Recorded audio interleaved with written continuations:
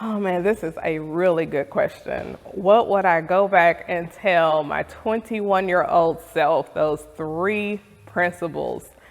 Like, let me think back. When I was 21, I took out 4 payday loans to move out of my parents' home. I was working in retail.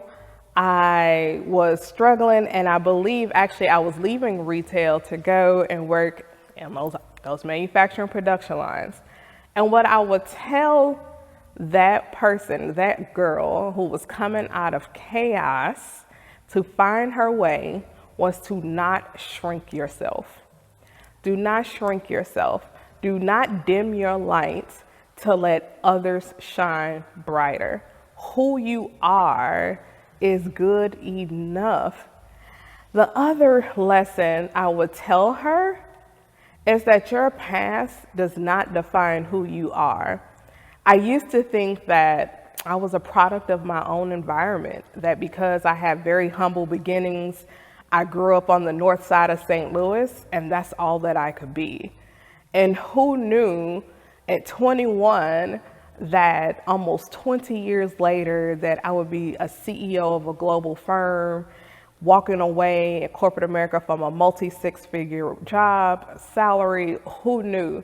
So I would tell her that those lessons and those trials that you're going through will make you strong, will make you resilient. I would tell her, don't give up.